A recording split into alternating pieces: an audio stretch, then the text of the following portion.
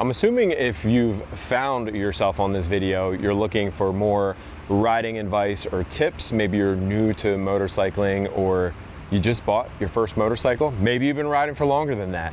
Well, in today's video, I'm gonna give you the top 7 tips, most important tips for riding your motorcycle in traffic. If we haven't met before, my name is Brandon Hart. I love making videos on Harley-Davidson motorcycles. And this is my 2001 Harley-Davidson Softail Deuce behind me. Yes, this bike is 25 years old, still riding strong. Now, I'm located in Clearwater, Florida.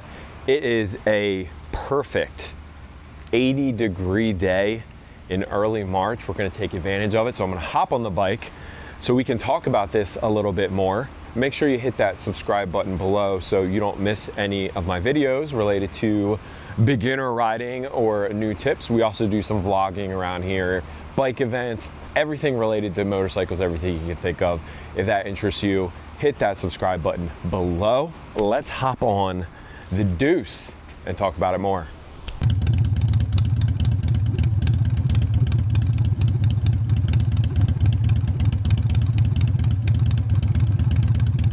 On our way to find traffic. Now, if you know anything about the Tampa area, you know on weekends, today's a Sunday, it's not hard to find traffic. And first of all, I want to say you're doing the right thing by researching as much as you can when you're newer.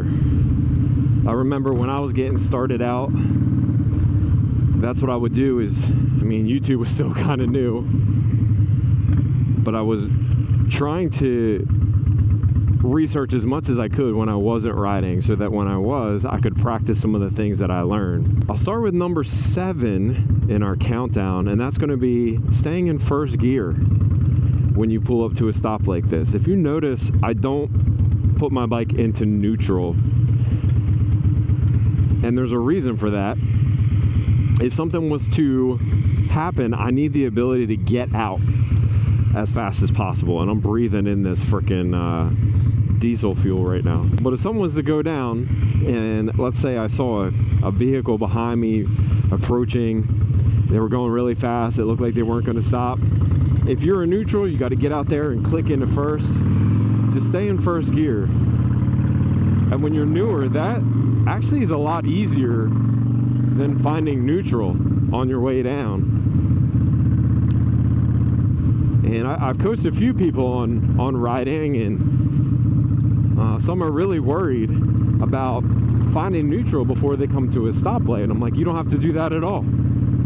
As a matter of fact, when you're starting, you shouldn't be putting the bike into neutral at a stop. But let's say you're in 4th or 5th gear, a higher gear, and you needed to stop quickly. You don't have to go through the process of downshifting every gear. Oh, here you go. The light's changing. I think I'm in 4th or 5th. Clutch in, just click all the way down to first gear. All right, you know you're in first when it stops clicking down. How easy is that? So I'm not fumbling around trying to find neutral with some of these Harleys. You gotta admit, finding neutral isn't the easiest thing to do. I know I've got an older Sportster too, and my Street Glide's a little bit better, but it can be really difficult to find neutral. What's that? What's that thing over there? Oh, that's a camera. That's what I thought. Yeah, I do YouTube. Yes, oh, did you? Yes, sir. She was asking. Yeah. Got that out of his truck. You got to be careful doing that in Florida. I heard his truck beep. That was kind of interesting. It's never happened to me before. He was asking about my 360 camera over there on the right. I'll tell you, it gets your heart pumping a little bit. Well, there's another reason maybe you want to stay in first. If that guy was coming at me aggressively, shoo, I got an out straight ahead. Number 6, and it's watching your mirrors. I knew that guy was walking up. So you scan your mirrors, and there's a couple of things you want to look for. One, yeah, if anybody's walking up to you. Now, I hadn't cut him off or anything, so I didn't think it was anything aggressive. But let's say you saw his truck coming up and they were driving really fast. if I'm in first gear, it's really easy for me just to jump to the side of this car. So watch those mirrors, watch first gear. It's especially important in heavy traffic. And it's not so bad today. I think a little bit about like rush hour traffic or commuting. That's probably where you want to be the most careful. And if you are new, I'm just going to recommend it. Don't ride when there's a ton of traffic. If you can't avoid it, fine. But give yourself some grace and room to make mistakes. Tip number 5 is always give yourself an escape route. That applies to not only when you stop, like I talked about earlier, but when you're moving too. And if you're following somebody, it should go without saying, don't follow them too closely. Like this car, you got to be prepared for them to brake, so already calculate in your mind where you would go.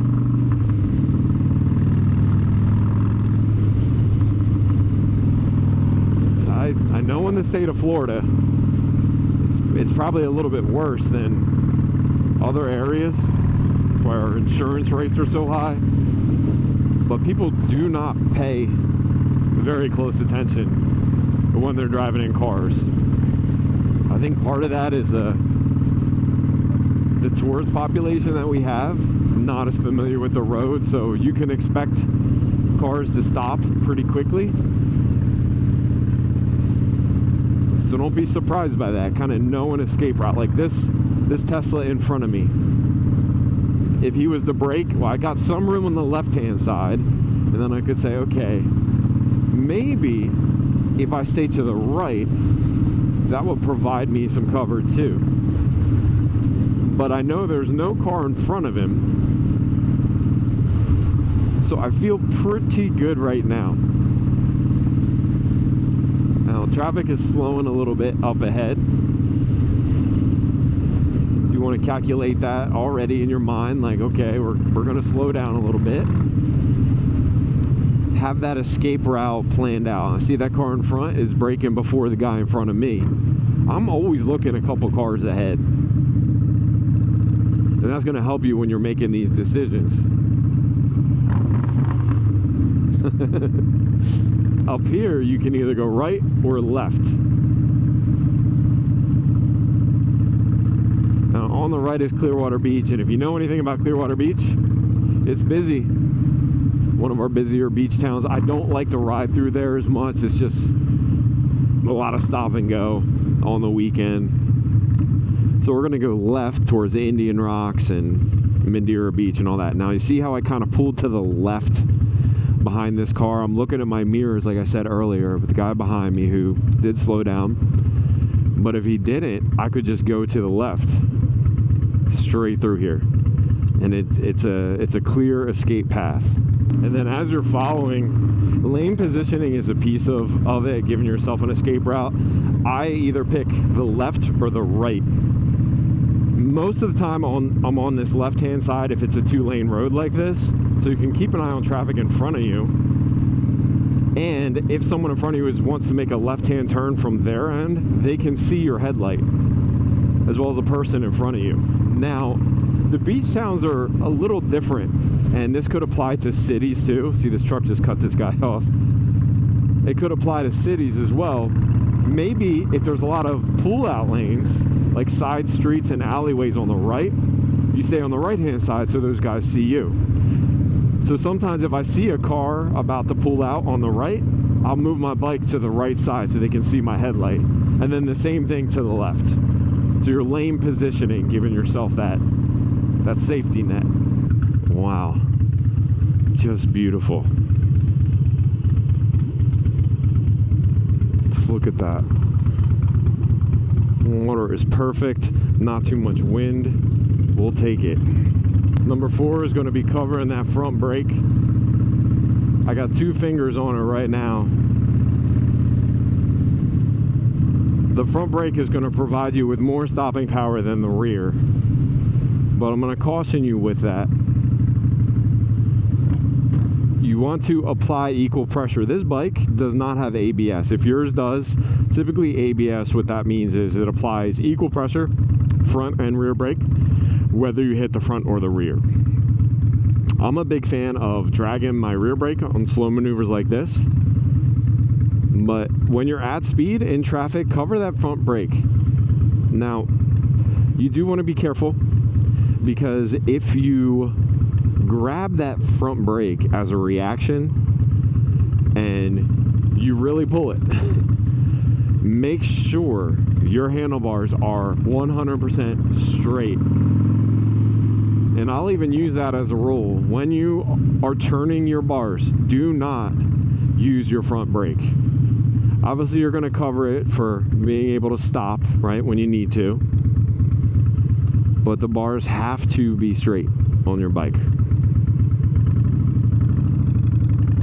And when you do have to apply pressure on the front, make sure you just go easy. Don't lock it up.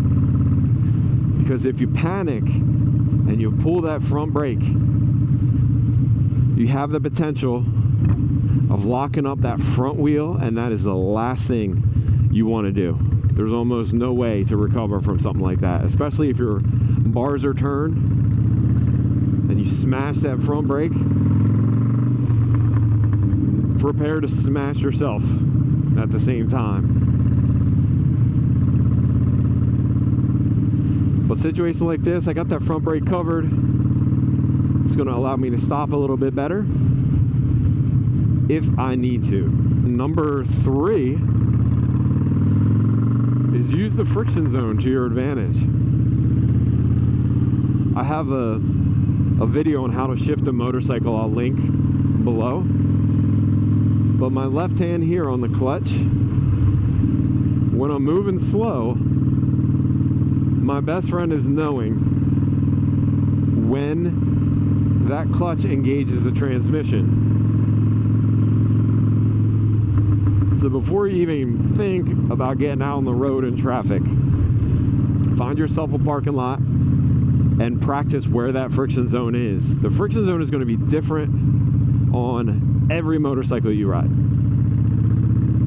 As you gain experience, it kind of becomes, it's hard to explain, like second nature. Like you know where it is, and you don't even have to think about it. But when we're stopping like this, you want to know, right? I'm in first gear, I'm stopped, I have my clutch in now, but know where the friction zone is so you can control if you have to turn. You want to use the friction zone.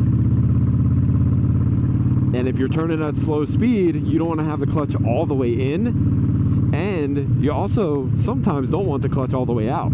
You might be going too fast. So what the friction zone does is it helps you gauge the right amount of power to the motor.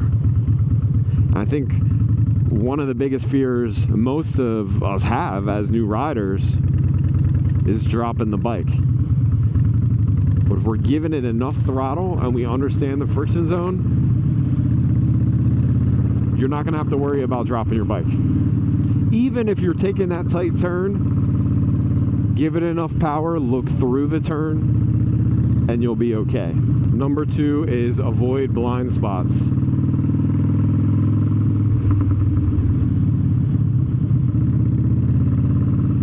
This applies to whether in your 1 lane of traffic or 5 lanes of traffic. Do the best you can to make yourself visible to the car in front of you and next to you. What does that mean for me right now? Well, there's a 2nd lane of traffic. It's only 2 lane traffic, so this lane to my left is facing me. I want them to see me, so I'm not hanging out on that right hand side. I also want the guy in front of me to see me, so I'm not hanging out in the middle. He can see me in his rearview mirror, and oncoming traffic can also see me as if my headlight was part of a car. It's all about being seen. Avoid blind spots.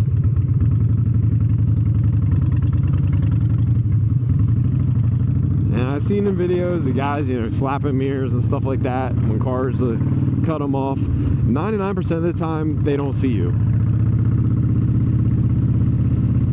They don't see you. So you really have to do your best, like this guy pulling out, get ready for it, but you want to make sure they see you.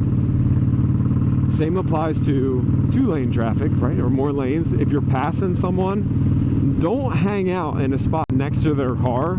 I can't really show you here, but like let's say there was a car up on my right in front of me, adjacent, right? I don't want to hang out in that pocket where they can't see me. Some cars, most of them, the newer ones, have blind spot monitoring. Makes me feel a little bit better when I see that yellow light show up on the mirror. But some cars don't have that. And whether you're going the speed limit or not, listen, I'll speed a little bit to get by a car if I'm in their blind spot. Because in my opinion, being in a blind spot is far more dangerous than exceeding the speed by a few miles per hour.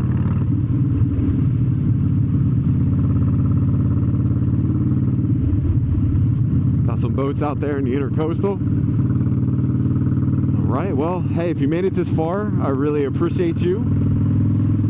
Before we get into the #1 tip for riding in traffic, I want to remind you to hit that subscribe button and the bell notification so you don't miss anything. Again, I've got some new rider education, some vlogs, and everything Harley-Davidson motorcycle. So that's your thing, hit that subscribe button. And tip #1, the most important tip to riding in traffic, is to ride as if nobody sees you. Even if you applied all the things I talked about, you have to ride as if nobody sees you. Always anticipate people stopping, like this guy in front of me. I don't know what he's doing, but there's a car stopped in front of him. I have to assume if I needed to pass him, or if there was a car behind me, the side of me, pulling out, nobody sees me. And if you ride that way, you're a lot less likely to be surprised in traffic. And when you hear it all the time, a car pulled out on a bike, there are some cases where that's completely unavoidable. But if you see up ahead that a car is even thinking about pulling out, you need to get ready for it. You know who does a good job at their videos is Dan the Fireman, where he analyzes videos of bike crashes and things that they could have done differently to prevent it. He does a great job of it. But assume they don't see you. You'll be a whole lot less surprised when they pull out. A lot of motorcycles out today. So that's going to do it for my top 7 tips for riding in traffic. If I missed anything, make sure you put it in the comments below.